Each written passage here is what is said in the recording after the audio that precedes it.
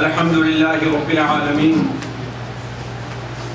الرحمن الرحيم مالك يوم الدين ونشهد أن لا إله إلا الله ونشهد أن سيدنا ومولانا محمدا عبده ورسوله أرسله إلى الناس كافة بشيرا ونذيرا. أما بعد فإن خير الحديث كتاب الله وخير الهدي هدي محمد صلى الله عليه وسلم وشر الأمور محدثاتها وكل محدثة بدعة وكل بدعة ضلالة وكل ضلالة في النار. أعوذ بالله السميع العليم من الشيطان الرجيم.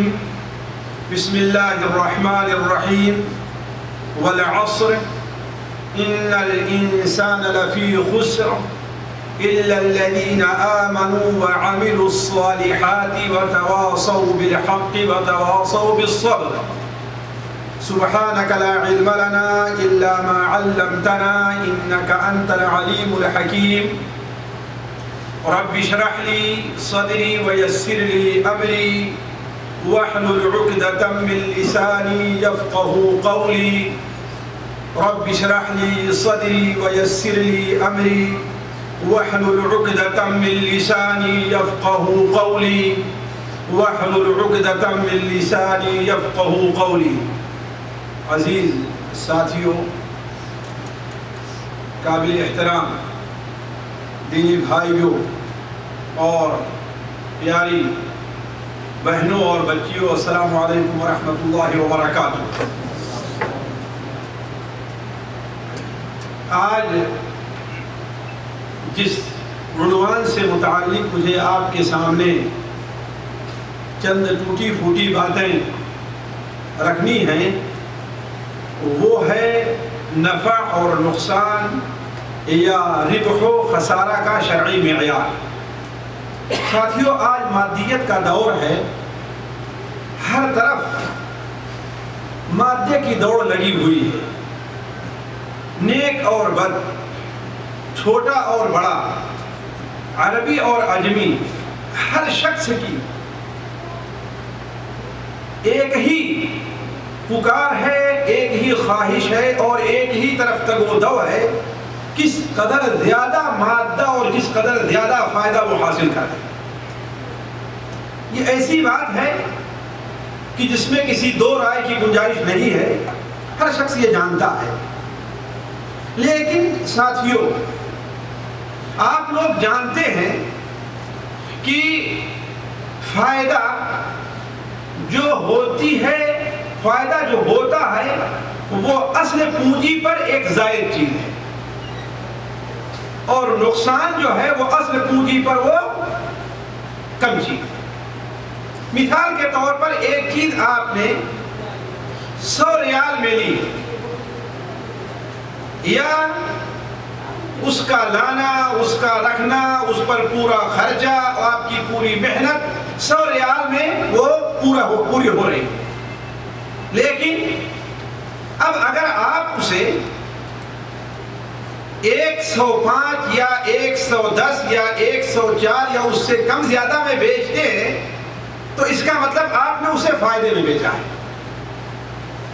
اور اگر اسے آپ 100 سے کم میں بیچتے ہیں تو گویا آپ نے اس پر نقصان اٹھایا اور خسارے میں بھیجا ہے۔ یہی چیز بالکل واضح ہے، یہی لغت میں بھی اس کا معنی ہے اور اصطلاح کے اندر بھی اس کا معنی ہے۔ لیکن شریعت اس زیادتی اور اس فائدے کے لیے ایک قید لگاتی ہے کہ وہ فائدہ جو حاصل کیا جا رہا ہے وہ فائدہ جائز اور مشروع طریقے سے حاصل کیا گیا۔ مثال کے طور پر آپ 100 ریال کسی کو دیجئے اور 110 اس کے بدلے دیجئے سود کے طور پر، شریعت اس کو جائز، فائدہ یہ بھی ہے لیکن شریعت اس کو جائز نہیں کہتی۔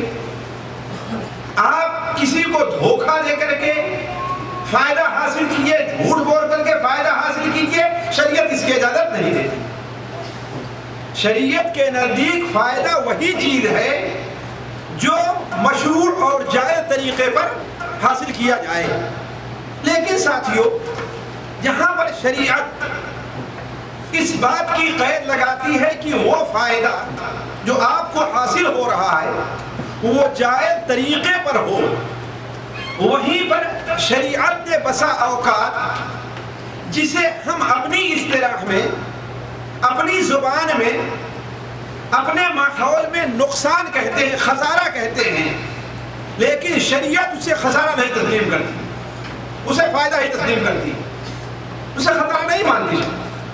مثال کے طور پر آپ نے ایک گھڑی ہے، اسے آپ نے 100 ریال میں لیا، ایک یتیم، مسکین، غریب، محتاج آ جائے، آپ اسے 80 میں یا 90 میں دے دیں تو دنیا کے نقطۂ نظر سے آپ نے خسارہ اٹھایا، گھاٹا اٹھایا، لیکن شرعی نقطۂ نظر سے آپ نے گھاٹا نہیں لیا، شرعی نقطۂ نظر سے آپ فائدے میں ہیں۔ یہ چیز ایسی ہے جو شرعی اصول کے عین مطابق ہے۔ آپ لوگ بار بار سنتے آئے ہوں گے حضرت عثمان غنی رضی اللہ تعالیٰ عنہ کے تذکرے میں عام طور پر لوگ اس واقعے کا ذکر کرتے ہیں۔ محب طبری نے اسے اپنی کتاب ریاض النظرہ میں، اسی طریقے سے المصباح المضیء کے اندر بھی یہ واقعہ موجود ہے کہ حضرت ابوبکر صدیق رضی اللہ تعالیٰ عنہ کے زمانے میں ایک بار قحط پڑا، اور بڑا قحط پڑا۔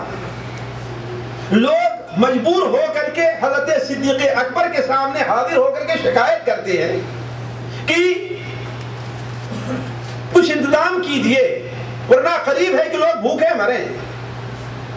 حضرت صدیق اکبر نے کہا کہ صبر کرو، انشاءاللہ شام ہونے سے پہلے اللہ تبارک و تعالیٰ کوئی صورت ضرور پیدا کرے گا۔ شام ہونے سے پہلے اللہ تعالیٰ کوئی صورت ضرور پیدا کرے گا۔ اور ہوا یہ کہ اسی دن یا اس کے دوسرے دن 1000 اونٹ پر لدا ہوا گیہوں اور دوسرے کھانے کی چیزیں حضرت عثمان غنی رضی اللہ تعالیٰ عنہ کا قافلہ جو شام گیا تھا 1000 اونٹوں پر لاد کر کے گلہ مدینہ منورہ میں آ گیا۔ حضرت ابوبکر صدیق کو خبر ملی تو انہوں نے کہا ہم نے کہا تھا نا کہ اللہ تعالیٰ کوئی صورت ضرور پیدا کرے۔ اب پھٹ کر بیچنے والے جتنے تاجر تھے سارے کے سارے حضرت عثمان غنی کے دروازے پر آتے ہیں اور دروازہ کھٹکھٹاتے ہیں۔ حضرت عثمان غنی رضی اللہ عنہ دروازہ کھولا، ایک چادر پہنے ہوئے تھے اور کہا کیا چاہیے؟ کہا کہ سنا ہے آپ کے پاس زیادہ مال آیا ہے، ذرا مہربانی کیجئے دیجئے، ہم لوگ جلدی اسے تقسیم کریں بیچیں تاکہ مدینہ کے لوگ بھوکے نہ رہیں۔ کہا اندر آ جاؤ۔ سارے لوگ اندر گئے، کہا کہ تم کتنا دیتے ہو ہم کو؟ کہا ٹھیک ہے 10 پر آپ 12 لے لیجئے، 10 پر آپ 13 لے لیجئے۔ کہا کہ مجھے اس سے زیادہ مل رہا ہے۔ کہا آپ 14 لے لیجئے، کہا مجھے اس سے بھی زیادہ مل رہا ہے۔ کہا 15 لے لیجئے، کہا مجھے اس سے بھی زیادہ مل رہا ہے۔ کہا کہ اے عثمان یہ بتائیے کہ مدینہ منورہ کے جو تاجر ہیں سارے تو ہم لوگ ہیں، ہم سے زیادہ دینے والا کون ہے؟ کہا کہ اللہ تبارک و تعالی ہمیں اس سے زیادہ دے رہا ہے، 10 پر 10 دے رہا ہے، 10 پر تم 5 ہی دینے کے لیے تیار ہوئے ہو، اور تم لوگ گواہ ہو کہ 1000 اونٹوں پر لدا ہوا جو ایک غلہ ہے وہ سارا کا سارا مدینہ منورہ کے غریب اور مسکین لوگوں پر صدقہ و خیرات ہے۔ بھلا بتائیے دنیا کی نظر میں ہے تو یہ خسارہ کہ نہیں خسارہ ہے؟ لیکن شریعت کی نظر میں یہ خسارہ مانا جائے گا؟ نہیں مانا جائے گا۔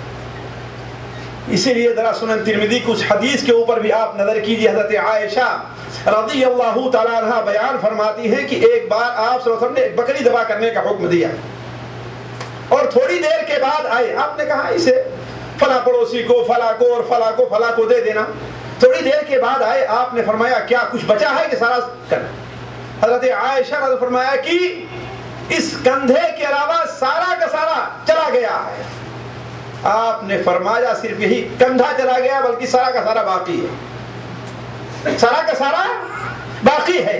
تو دنیا کی نظر میں سارا کا سارا ختم ہو گیا، صرف ایک کندھا گھر والوں کے لیے بچا، لیکن شریعت کی نظر میں صرف ایک کندھا ہی نہیں ختم ہوا ہے، باقی سارا کا سارا، ساری کی ساری بکری بچی ہوئی ہے۔ تو عرض کرنے کا مقصد یہ ہے ساتھیو، اسلام کی نظر ربح اور خسارہ، فائدے اور نقصان کے معاملے میں ہماری دنیاوی نقطہ نظر سے بالکل مختلف ہے۔ میں آج آپ کے سامنے، جیسا کہ بعض لوگ عنوان سے سمجھے ہوں گے، میں آپ کے سامنے دنیاوی تجارت کے اندر جائز ناجائز، خسارہ اور فائدہ کیا ہے، میں اس سے متعلق گفتگو نہیں کرتا۔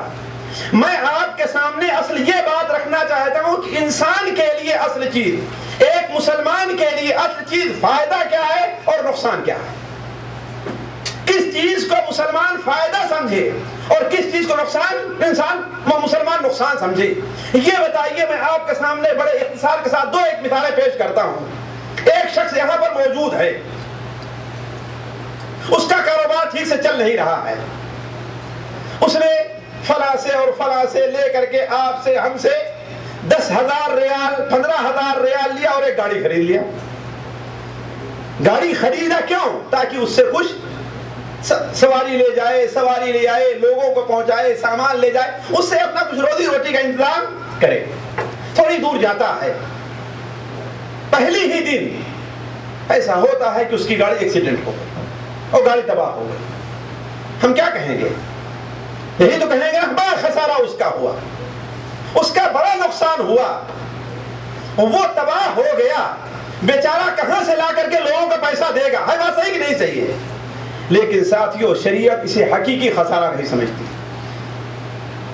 شریعت اسے حقیقی خسارہ نہیں سمجھتی۔ اگر وہ مومن ہے، صبر سے اور احتساب سے کام لے رہا ہے، تو شریعت کے نزدیک وہ خسارے میں نہیں ہے۔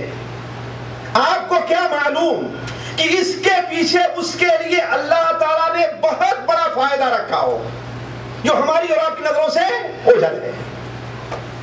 اس کے برخلاف ساتھیوں دیکھیں ہمارا معیار کس قدر بگڑا ہوا ہے۔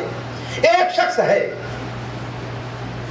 وہ نماز کے قریب کبھی نہیں گیا، کبھی نہیں گیا نماز کے قریب، عقیدہ اس کا بالکل خراب ہے۔ اگر وہ اس دنیا سے چلا جاتا ہے تو ہمیں اس کے مرنے پر تو افسوس ہوتا ہے، لیکن اس کا کتنا خسارہ اور کتنا گھاٹا ہوا ہے کہ وہ آخرت کو کھو بیٹھا ہے، ہمیں اس کے اوپر افسوس نہیں ہوتا۔ ذرا سوچیں آپ، زیادہ افسوس کرنے کے لائق وہ گاڑی والا ہے یا کہ یہ جو بے نمازی اور عقیدے کی خرابی کی بنیاد پر یہ شخص مر گیا؟ زیادہ نقصان کس کا ہے؟ سوچنے کی بات ہے، زیادہ نقصان اسی، جبکہ ہمارا معیار اس کے بالکل برخلاف ہے۔ ایک شخص کا اکلوتا بیٹا ہو، ایک شخص کا اکلوتا بیٹا ہو، پڑھایا اس نے، بڑا کیا، نوکری کرنے لگا، ماں باپ بوڑھے ہو گئے، اچانک بیٹے کا انتقال ہو جاتا ہے۔ ہر شخص کی زبان پہ رہے گا بڑا نقصان ہوا، اس کی دنیا اندھیری ہو گئی، بڑھاپے کا سہارا چھین گیا۔ ہر آدمی افسوس کرے گا۔ اس کے برخلاف اگر اس کا ایسا کوئی بیٹا ہو جو بددین ہو، بے نمازی ہو، عقیدہ کی خرابی میں مبتلا ہو، اگر وہ دنیا سے چلا جائے تو اس کے اوپر افسوس کرنے والا شاید افسوس اس رائے سے ہوگا کہ وہ مر گیا ہے، لیکن اس کا افسوس کسی کا نہیں ہوگا کہ اس کا بڑا گھاٹا اور خسارہ ہو گیا۔ جبکہ ساتھیوں قرآن مجید میں لفظ خسارہ قرآن مجید میں 60 سے زائد بار استعمال ہوا ہے، ذرا غور کریں گے، 60 سے زائد بار، لیکن دنیاوی خسارے کے لیے کہیں بھی استعمال نہیں ہوا۔ جہاں بھی استعمال ہوا ہے وہ کس خسارے کے لیے؟ آخرت کے خسارے کے لیے۔ وَالْعَصْرِ إِنَّ الْإِنسَانَ لَفِي خُسْرٍ، انسان گھاٹے میں ہے، کیا مطلب؟ اس کی تجارت نہیں چل رہی ہے، اس کا بیٹا مر گیا ہے، کیسے خسارے میں ہے؟ لیکن اس خسارے کا مداوع کیسے ہوگا؟ إِلَّا الَّذِينَ آمَنُوا وَعَمِلُوا الصَّالِحَاتِ وَتَوَاصَوْا بِالْحَقِّ وَتَوَاصَوْا بِالصَّبْرِ۔ تو عرض کرنے کا مقصد یہ ہے کہ ساتھیوں، ایک مسلمان ہونے کے ناطے خاص طور پر اس مادیت کے دور میں ہمیں اور آپ کو یہ سوچنا چاہیے کہ ہمارا اصل خسارہ کیا ہے اور ہمارا اصل فائدہ کیا ہے۔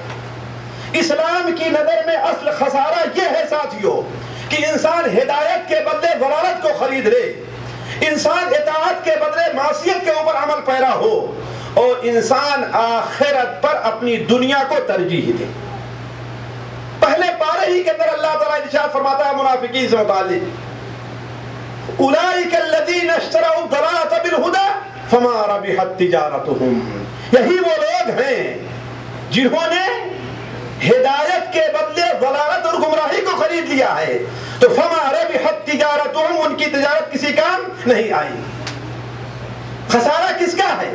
قل ان الخاسرین الذین خسروا انفسهم واہلیہم یوم القیامہ.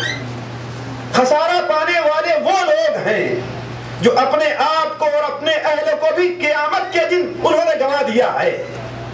تو عرض کرنے کا مقصد یہ ہے ساتھیو، اسلام کے نقطۂ نظر سے اصل خسارہ یہ ہے کہ انسان اپنی آخرت گنوا دے. اصل خسارہ یہ ہے کہ انسان بیمار نہ ہو جائے، بلکہ اصل خسارہ یہ ہے کہ انسان بیمار تو ہو لیکن بیماری کی حالت میں اللہ تعالیٰ کی اطاعت اور طاعت کو چھوڑ دے. یہ اصل خسارہ ہے. انسان کا اصل خسارہ یہ نہیں ہے کہ وہ دنیا میں بھوکے مر گیا ہے. اصل خسارہ یہ ہے کہ دنیا میں کھاتا پیتا رہا ہے لیکن آخرت کے لیے وہ کچھ کما کر کے دنیا سے نہیں گیا ہے. ساتھیو، جو شخص قرآن مجید پر اور نبی کریم صلی اللہ علیہ وسلم کے حدیثوں پر نظر رکھتا ہے اس کے سامنے یہ حقیقت بالکل واضح ہوگی. اور اگر وقت نے ساتھ دیا تو میں آپ کے سامنے اس موضوع سے متعلق 4 باتیں رکھوں گا. 4 باتیں. پہلی بات یہ ہے کہ قرآن مجید میں اللہ تعالیٰ اصل خسارے سے متعلق کیا فرماتا ہے، کچھ شواہد. دوسری بات، حدیث نبوی صلی اللہ علیہ وسلم نے کے اندر اصل خسارے کا ذکر کیا ہے. تیسری چیز یہ ہے کہ اگر اصل فائدہ ہمیں حاصل ہو جائے تو شریعت میں اس کے حاصل کرنے کے اصول کیا ہیں اور اس کا اثر ہماری زندگی پر کیا آئے گا. اور چوتھی چیز ساتھیوں یہ ہوگی کہ جو لوگ اصل گھاٹے میں ہیں آخر وہ اس اصل گھاٹے سے بچ کیسے سکتے ہیں. یہ 4 چیزیں مجھے آپ کے سامنے رکھنی ہے. اگر وقت نے ساتھ دیا تو میں آپ کے سامنے رکھتا ہوں. پہلی چیز دیکھیے، قرآن مجید میں اللہ تبارک و تعالیٰ نے ربح اور خسارے کا کئی بار ذکر کیا ہے. چنانچہ سورہ بقرہ کے اندر بھی اللہ تعالیٰ ارشاد فرماتا ہے منافقین اور کفار کے ذکر کے بعد ایک لمبی بحث، منافقین کا ذکر آیا، یہود کا ذکر آیا، کفار کا ذکر آیا. اس کے بعد اللہ تبارک و تعالیٰ مؤمنین کے ذکر سے متعلق فرماتا ہے وَمِنَ النَّاسِ مَن يَشْتَرِي لَهْوَ الْحَدِيثِ لِيُضِلَّ اعوذ باللہ وَمِنَ النَّاسِ مَن يَشْرِي نَفْسَهُ ابْتِغَاءَ مَرْضَاتِ اللَّهِ وَاللَّهُ رَءُوفٌ بِالْعِبَادِ. کچھ ایسے لوگ ہیں جو اپنے آپ کو اللہ تبارک و تعالیٰ کی رضا کے بدلے بیچ دیتے ہیں. یعنی اپنی جان قربان کر دیتے ہیں، اپنا مال قربان کر دیتے ہیں، اپنا سب کچھ قربان کر دیتے ہیں اس لیے کہ اللہ تبارک و تعالیٰ راضی ہو جائے. ساتھیوں، اس آیت کی تفسیر میں مفسرین کا اتفاق ہے کہ یہ آیت حضرت صہیب رومی جیسے لوگوں کے بارے میں نازل ہوئی ہے. وہ کیسے کہ جب وہ ہجرت غور کریں گے اصل ربح ہے، اصل فائدہ کیا ہے اور خسارہ کیا ہے. حضرت صہیب رومی رضی اللہ تعالیٰ عنہ جب ہجرت کے ارادے سے مکے سے نکلے، ابھی تھوڑی ہی دور گئے تھے کہ مکہ کے لوگوں نے ان کا پیچھا کیا اور انہیں ان تک پہنچنے میں کامیاب ہو گئے. حضرت صہیب رومی رضی اللہ عنہ جب یہ دیکھا کہ میں اب بھاگ کر کے ان سے نہیں جا سکتا، مستدرک حاکم وغیرہ میں یہ روایت موجود ہے، جب بھاگ کر کے نہیں جا سکتا تو اپنے سواری پر سے اترے، اپنے کمان چڑھائی اور تیریں نیچے رکھ دیا اور کہا اے مکہ کے لوگوں، تم جانتے ہو کہ میں مکہ میں بہترین تیر انداز ہوں. تم میں سے کوئی بھی شخص، بلکہ ایک بھی شخص مجھ تک اس وقت تک نہیں پہنچ سکتا ہے جب تک کہ میری تمام تیریں ختم نہیں ہو جائیں گی. اور جب میری تیر ختم ہو جائے گی تو میں اپنی تلوار سے تمہارے اوپر حملہ کروں گا، اور جب تک میری تلوار کا ٹوٹا ہوا بھی کوئی حصہ میرے ہاتھ میں رہے گا تم میں سے کوئی مجھے چھو نہیں سکتا. اس کے بعد جو کچھ میرے ساتھ کرنا ہے کرنا. لیکن اگر تم یہ چاہتے ہو کہ جو کچھ مال میرے پاس تھا میں کہاں رکھ کر کے آیا ہوں، جو کچھ میرا ہے وہ کہاں رکھ کر کے آیا ہوں، تم چاہتے ہو کہ وہ لے لو اور مجھے چھوڑ دو تو میں اس کے اوپر تیار ہوں۔ چنانچہ مکہ کے لوگ راضی ہو گئے کہ ہاں بھائی یہ بتا دو کہ تمہارا مال کہاں ہے، ہم لوگ وہ لے کر کے تمہیں چھوڑ دیتے ہیں۔ چنانچہ جب حضرت صہیب رومی رضی اللہ تعالی عنہ مدینہ منورہ پہنچتے ہیں تو آپ صلی اللہ علیہ وسلم نے دور سے کہا ربح البیع ابا یحییٰ، ربح البیع ابا یحییٰ، اے ابو یحییٰ تم نے جو خرید و فروخت کی ہے، جو تجارت کی ہے، جو کچھ تم نے بیچا ہے وہ کامیاب ہو گئے۔ حالانکہ کوئی بھی مال لے کر کے اپنے ساتھ نہیں گئے تھے، سارا کا سارا چھوٹ گیا، پھر بھی آپ نے کیا فرمایا؟ کامیاب ہو گئے۔ ہم میں سے کوئی یہ کہہ سکتا ہے ان کی جان بچ گئی تھی اس لیے وہ کامیاب ہوئے، یہ کہہ سکتا ہے نا؟ حالانکہ ساتھیوں یہ سوچنا غلط ہے۔ صحابہ کرام خصوصی طور پر انہیں اپنے جان کی پرواہ نہیں تھی، وہ تو اللہ تعالیٰ کے راستے میں شہید ہونا ہی چاہتے تھے۔ اصل ان کا مقصد یہ تھا کہ میں اپنا دین اور اپنے دین کی حفاظت کر کے، میں اپنے دین کی حفاظت کے لیے اپنا سارا کا سارا مال دے رہا ہوں، چونکہ دین کی حفاظت آخرت میں کام آنے والی چیز تھی۔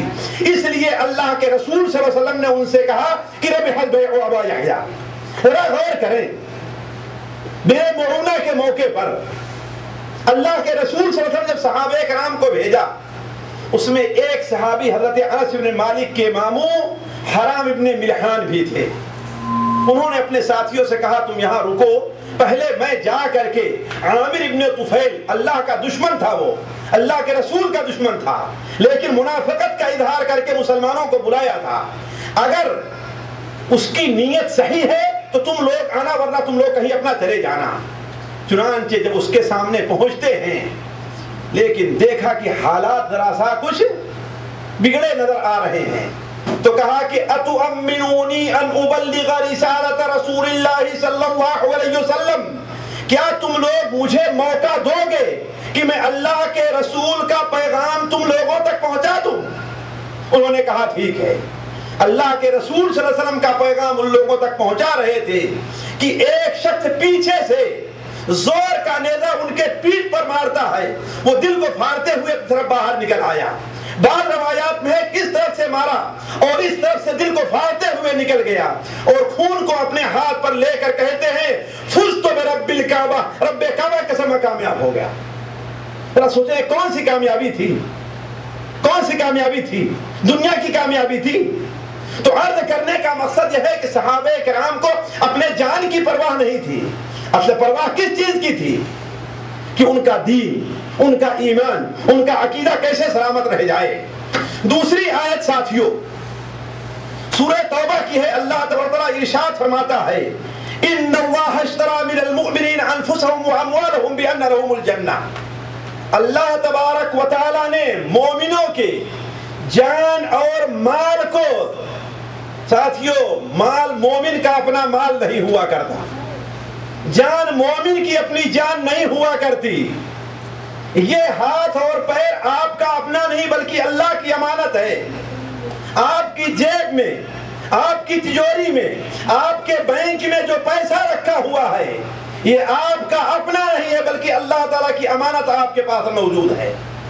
ان اللہ اشتری من المؤمنین انفسهم واموالهم بان لهم الجنہ، اللہ تبارک و تعالیٰ نے مومنوں کے مال کو اور جان کو خرید لیا ہے، جان اور مال کو خرید لیا ہے۔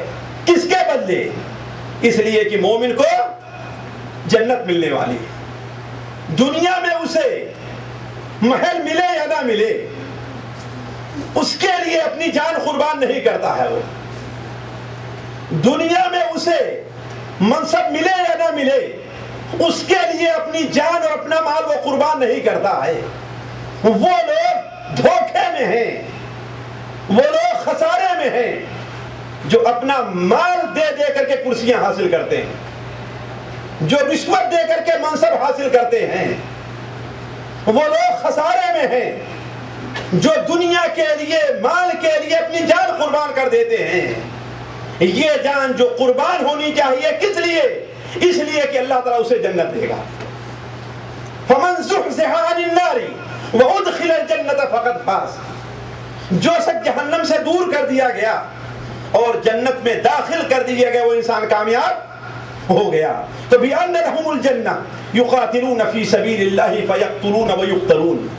اللہ تعالیٰ کے راستے میں جہاد کرتے ہیں, مارے جاتے ہیں اور مرتے ہیں, قتل کیے جاتے ہیں اور قتل کرتے ہیں. وَمَنْ أَوْفَى بِعَهْدِهِ مِنَ اللَّهِ, جس شخص نے اللہ تعالیٰ سے جو عہد کیا ہے اس کو وہ شخص پورا کر لے رہا ہے, تو یہ سوچ لے کہ اللہ تعالیٰ کے ساتھ جو بے کیا ہے اس بے کے اندر وہ کامیاب ہو گئے. ساتھیوں, اس آیت کا شان نزول کیا ہے؟ شان نزول کیا ہے اس آیت کا؟ تفسیر کی کتاب تفسیر طبری اٹھا کر کے دیکھیے کہ اللہ کے رسول صلی اللہ علیہ وسلم جب بیعت عقبہ کے موقع پر انصار سے بیعت کر رہے تھے, کس بات پر بیعت کر رہے تھے؟ کہ ہاں ہم تمہارے یہاں چلنے کے لیے تیار ہیں, لیکن شرط یہ ہے کہ میری حفاظت اسی طریقے سے تم کرو گے جس طریقے سے اپنے بال بچوں کی حفاظت کرتے ہو. اور یہ احساس ہو گیا تھا انصار کو کہ محمد, اللہم صلی علی محمد, اس لیے کہ وہ محمد کو پناہ نہیں دے رہے تھے, وہ رسول اللہ کو پناہ دے رہے تھے. وہ محمد ابن عبداللہ کو اپنے یہاں نہیں بلا رہے تھے, وہ محمد رسول اللہ کو اپنے یہاں بلا رہے تھے. لمبی بحث چلتی رہی, آخر میں حضرت عبداللہ ابن رواحہ رضی اللہ تعالی عنہ کہتے ہیں کہ اے اللہ کے رسول صلی اللہ علیہ وسلم, اتنی لمبی بات سے اب کیا فائدہ ہے؟ اشترط لنفسک ولربک ما شئت. آپ یہ بتائیے کہ اپنے رب کے لیے آپ کیا شرط لگاتے ہیں اور خود اپنے لیے آپ کیا شرط لگا رہے ہیں کہ ہمیں آپ کے رب کے ساتھ کیا معاملہ کرنا ہوگا, اس کے لیے ہمیں کیا کرنا ہوگا اور آپ کے لیے کیا کرنا ہوگا. آپ صلی اللہ علیہ وسلم نے اختصار کے ساتھ 2 باتوں میں جواب دیا کہ رب کے لیے یہ شرط لگا رہا ہوں کہ اس کی عبادت کرنا, اس کے ساتھ کسی کو شریک نہیں ٹھہرانا, یہ چیز ہے. اور میرے لیے اپنے لیے یہ شرط ہے کہ جس طریقے سے تم اپنے بال بچوں کی حفاظت کرتے ہو, اپنی عزت کی حفاظت کرتے ہو, اپنے جان کی حفاظت کرتے ہو, ایسے بلکہ اس سے بڑھ کر کے تم میری حفاظت کرنا. حضرت عبداللہ ابن رواحہ نے کہا اے اللہ کے رسول صلی اللہ علیہ وسلم یہ بتائیے تو پھر ہمیں اس کے بدلے کیا ملنے والا ہے؟ یہ تو آپ کے رب کا معاملہ ہو گیا اور یہ آپ کا معاملہ ہو گیا, لیکن ہمیں اس کے بدلے کیا ملے گا؟ آپ نے فرمایا الجنہ, تمہیں اس کے بدلے جنت ملنے والی ہے. حضرت عبداللہ ابن رواحہ نے کیا کہا؟ ربح البیع لا نقیل ولا نستقیل, لا نقیل ولا نستقیل. یہ تجارت بڑی کامیابی کی ہے, اس میں بہت بڑا فائدہ ہے. ہم نہ تو اس بے کو کبھی, اس خرید و فروخت کو کبھی ختم کریں گے اور نہ آپ سے ختم کرنے کا مطالبہ کریں گے. تو ساتھیوں, عرض کرنے کا مقصد یہ ہے کہ اسلام کی نظر میں اصل چیز کیا ہے؟ خزانہ, کہ انسان اپنا دین اور ایمان کھو دے, نہ یہ کہ انسان اپنی دنیا اور اپنا مال کھو دے. ساتھیوں, یہ بات ذکر کرنے کا جو میرے ذہن میں یہ بات آئی ہے اس کی وہی وجہ ہے کہ آج مادیت کی دور میں ہر طرف سے پڑھا لکھا, چھوٹا بڑا, عالم غیر عالم, ہر ایک کی دور مادے کی طرف ہے. ہر ایک کی سب سے پہلی سوچ یہ ہوا کرتی ہے کہ اسے اس سے دنیاوی کیا فائدہ حاصل ہو. لیکن ذرا اس طرف دیکھیں, اللہ کے رسول صلی اللہ علیہ وسلم یہ بتائیے, ایک شخص سعودیہ آیا, کہیں پر نوکری کرتا ہے وہ کامیاب نہیں ہوتا, کوئی تجارت کرتا ہے وہ کامیاب نہیں ہوتا, کوئی کام شروع کرتا ہے وہ کامیاب نہیں ہوتا. ہم اس کے بارے میں کیا کہیں؟ 1 مہینہ 2 مہینہ 6 مہینہ یہاں رہا اور یہاں سے چلا گیا, ہم کیا کہیں گے؟ بڑا ناکام رہا. یہ جو ایجنٹ کو دے کر کے آیا تھا وہ بھی پورا نہیں کر سکا. لیکن کیا ساتھیوں, اگر کوئی شخص سعودیہ میں آ کر کے واللہ اگر صرف حج کر لیتا ہے, صرف عمرہ کر لیتا ہے اور وہ مومن ہے, تو واللہ میں سمجھتا ہوں کہ اس سے بڑی اور کامیابی کوئی نہیں ہو سکتی. یہ بتائیے, ہندوستان میں رہ کر کے اسے 2 لاکھ رکعات پڑھنے کے لیے کتنا وقت درکار ہے؟ کتنی دیر لگے گی 2 لاکھ رکعات نماز پڑھنے کے لیے اس کو؟ اور مکہ مکرمہ میں جا کر کے 5 منٹ کے اندر وہ 2 رکعت نماز پڑھ لیتا ہے. آیا کامیاب ہے؟ کامیاب نہیں ہے. لیکن مشکل یہ ہے کہ ہم صرف مادے کی ناحیت سے سوچتے ہیں. اس حدیث کے اوپر غور کیجئے جو صحیح مسلم شریف وغیرہ میں ہے. اللہ کے رسول صلی اللہ علیہ وسلم نے ارشاد فرمایا کہ یہ بتاؤ مفلس کون ہے؟ صحابہ نے کیا کہا؟ مفلس وہ ہے جس کے پاس نہ دینار ہے نہ درہم ہے، بڑا پریشان ہے، بڑا بد نصیب ہے. آپ نے فرمایا میری امت کا بد نصیب وہ نہیں ہے، میری امت کا مفلس وہ نہیں ہے. کون ہے مفلس؟ جو دنیا میں بڑے پیسے کمایا ہے، بڑی جاگیر بنائی ہے، اور یہی نہیں بلکہ نماز بھی پڑھا، روزہ بھی رکھا، حج بھی کیا، لیکن اس کے ساتھ ساتھ کسی کا مال دیکھ کر کے اس کی رال ٹپک جایا کرتی تھی. اللہ کے سامنے آئے گا، کسی کو مارا ہے، کسی کو گالی دیا ہے، کسی کا مال کھایا ہے، کسی کے ساتھ ظلم کیا ہے. اللہ تبارک و تعالی مظلوموں کو اس کی نماز، اس کے روزے، اس کا حج، اس کی زکات سارا کا سارا دے کر کے اسے جہنم میں ڈال دے گا. یہ ہے اصل مفلس ساتھیوں. تو وہ آدمی جو یہاں پر آیا اور کامیاب نہیں ہوا، واپس چلا گیا، وہ آدمی خسارے میں نہیں ہے. ہماری نظر ہے اس کی طرف، اس کے ساتھ شفقت کے ساتھ پیش آنا چاہیے، لیکن اصل خسارے میں وہ شخص نہیں ہے. اصل خسارے میں کون ہے؟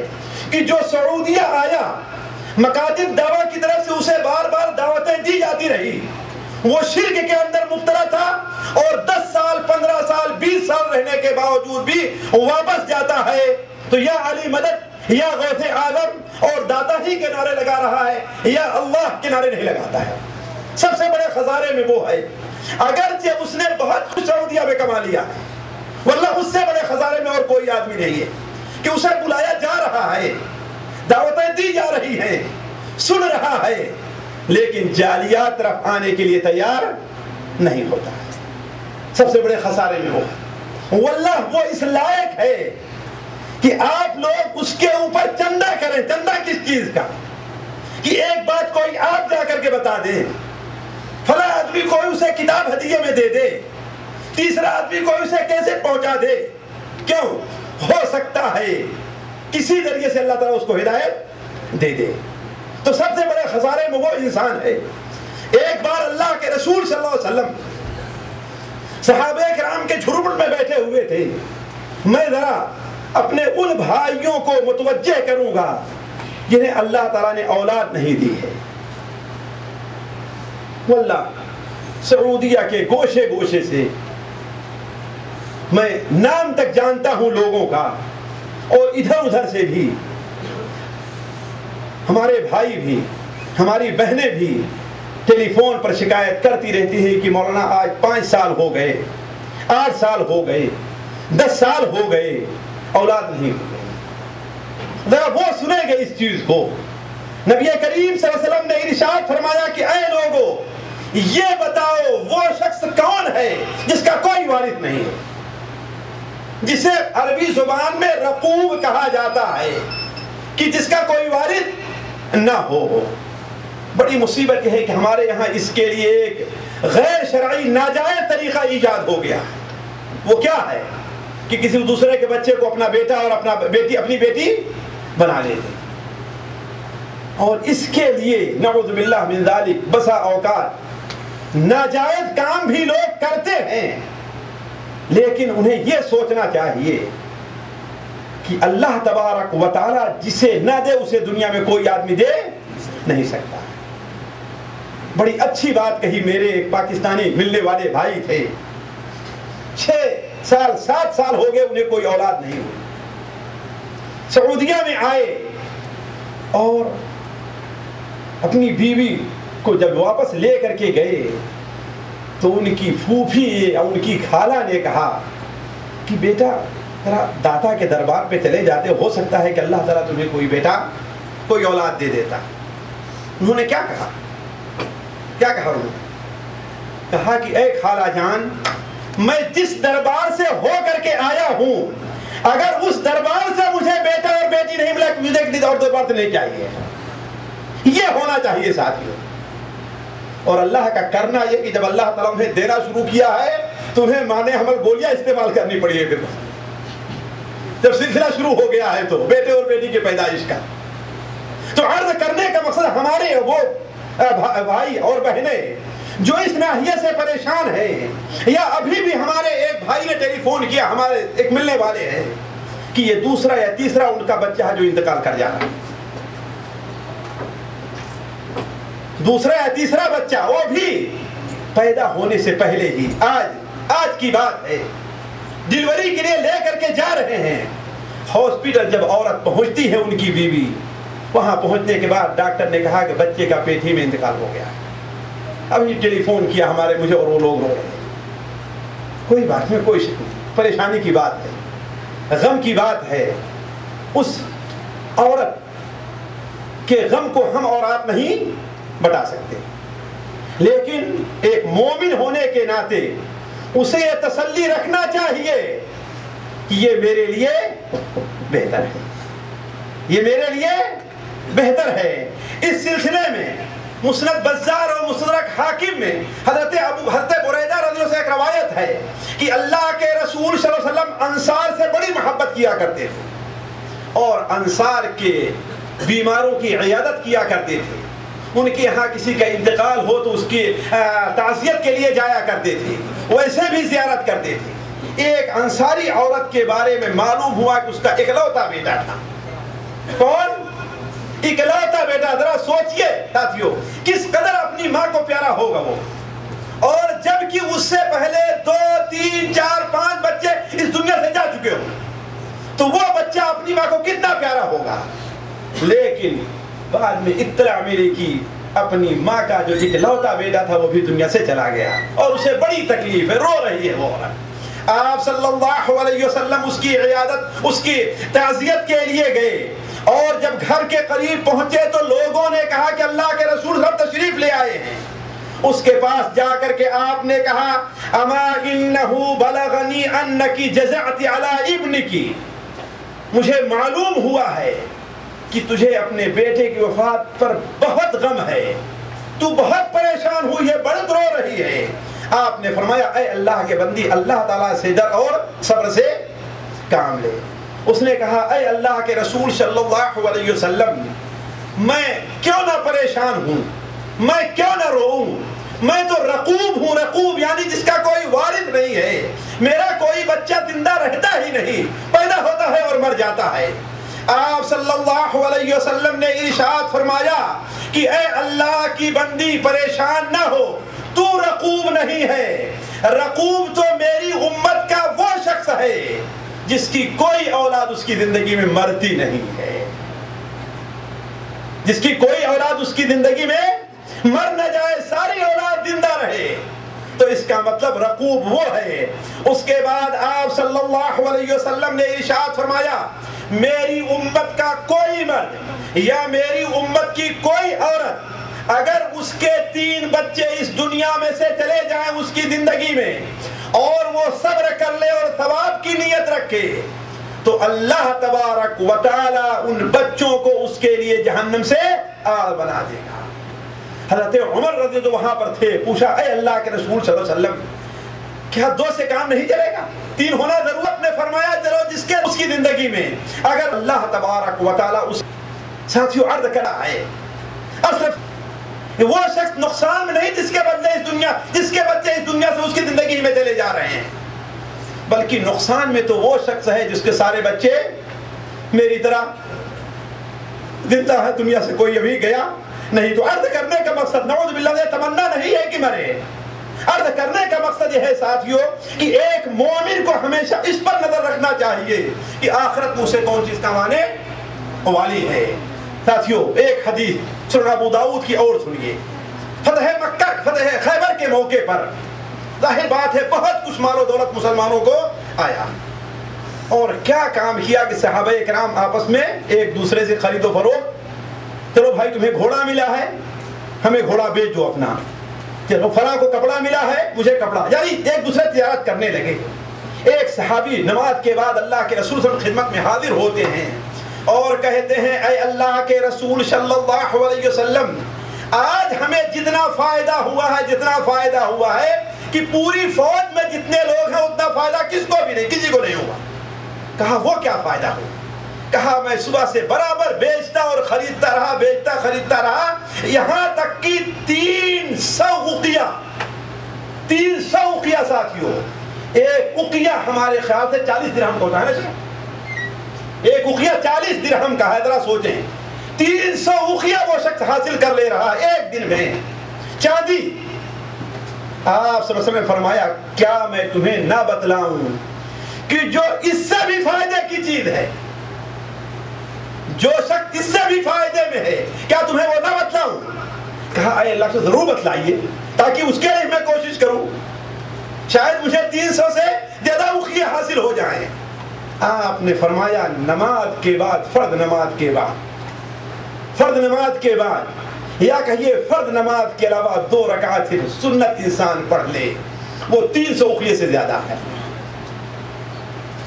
دیکھیں آپ نے اس فائدے کو جھٹلایا نہیں، لیکن یہ بتایا کہ اس فائدے کے مقابل میں یہ فائدہ تمہارے نزدیک زیادہ ہے۔ ذرا مسند بزار کی اس حدیث کے اوپر اور طبرانی اوسط کی اس حدیث کے اوپر بھی غور کیجئے۔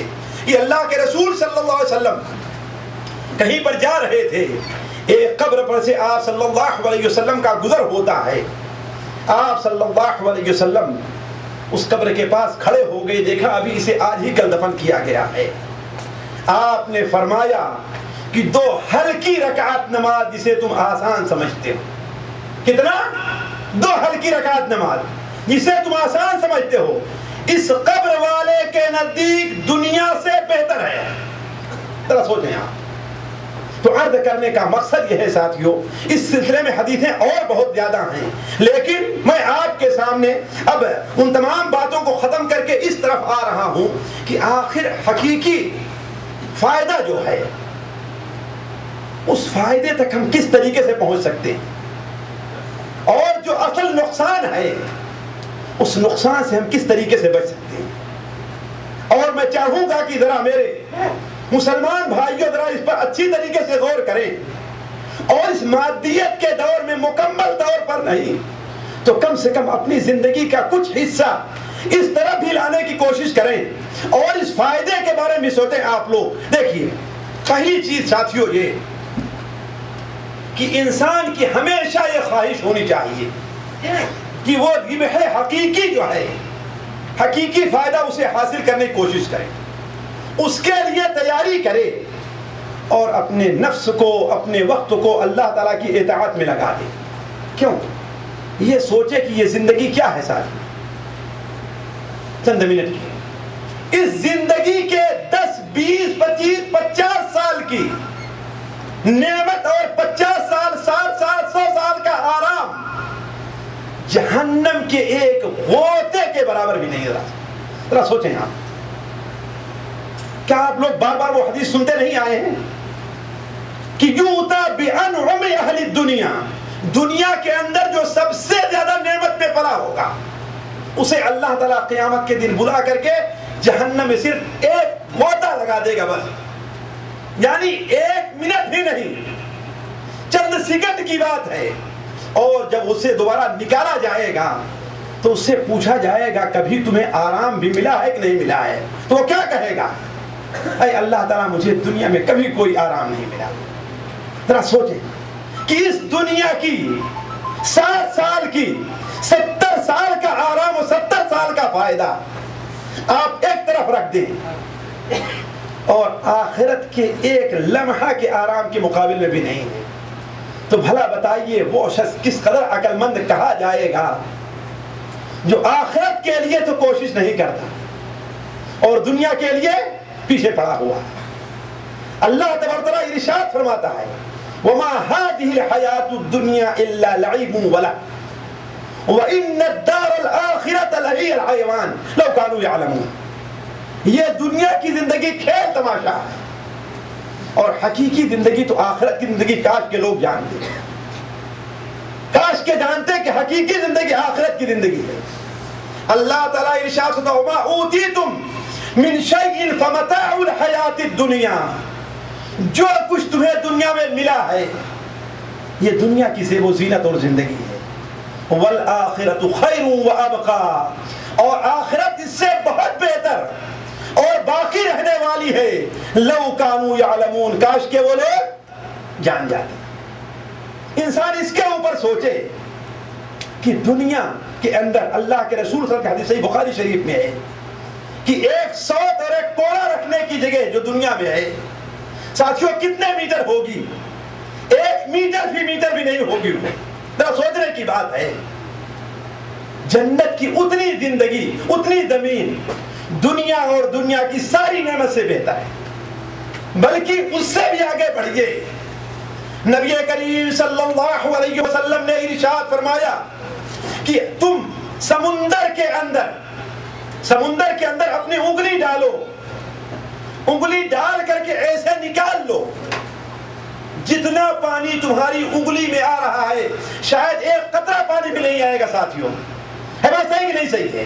آپ انگلی ڈال کر کے ایسے نکال لیجئے، آپ کی انگلی میں ایک قطرہ پانی بھی نہیں آئے گا۔ آپ نے فرمایا دنیا آخرت کے مقابلے میں، جنت کے مقابلے میں ایسی ہی ہے۔ کیا آپ یہ پڑھتے نہیں ہیں؟ آپ یہ سنتے نہیں ہیں؟ آپ کا اس پر ایمان اور یقین نہیں ہے؟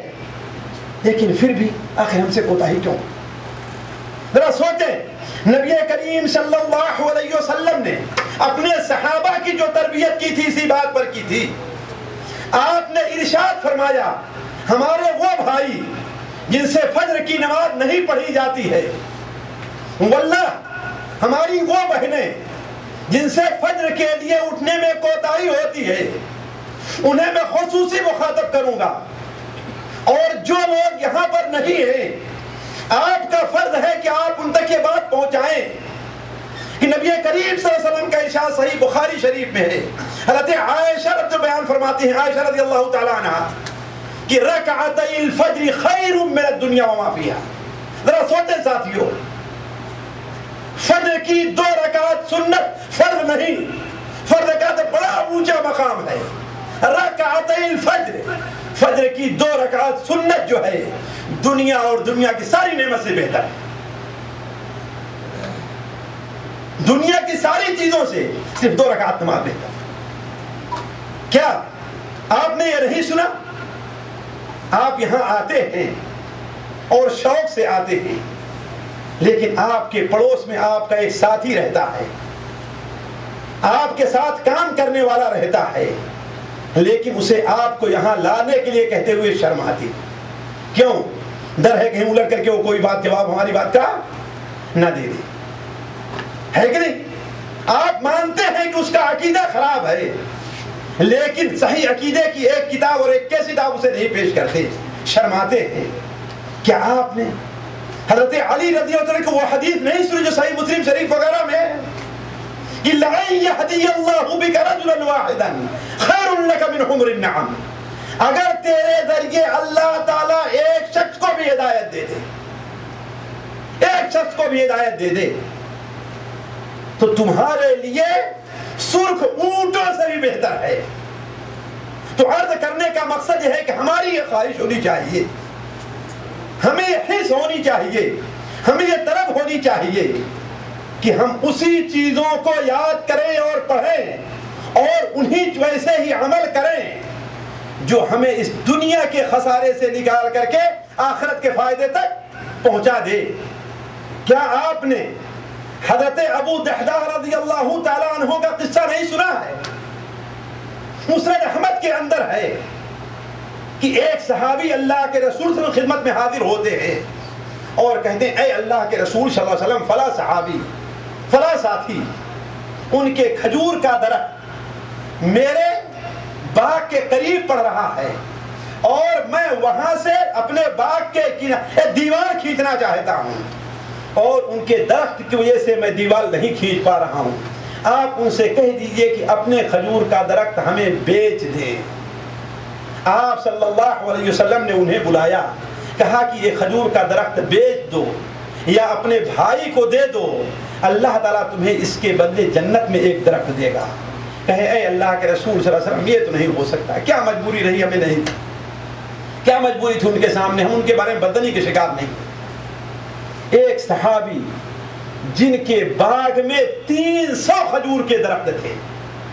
کتنے ساتھیوں؟ 300 کھجور کے درخت تھے. جب اللہ کے رسول صلی اللہ علیہ وسلم کی یہ فرمان سنا کہ یہ کھجور کا درخت اپنے بھائی کو دے دو، اللہ تعالیٰ اس کے بدلے تمہیں جنت میں کھجور کا درخت دے گا، اور یہ سنتے ہیں تو بھاگے بھاگے اس صحابی کے پاس گئے، کہے کہ یہ بتاؤ اپنے اس درخت کو ہمارے باغ کے وقت نہیں بیچو گے تم؟ میرا پورا باغ لے لو جس میں 300 کھجور کے درخت ہیں، اور مجھے یہ کھجور کا درخت دے دو. ظاہر بات ہے کون بیوقوف ہے جو اس پر راضی نہیں ہوگا؟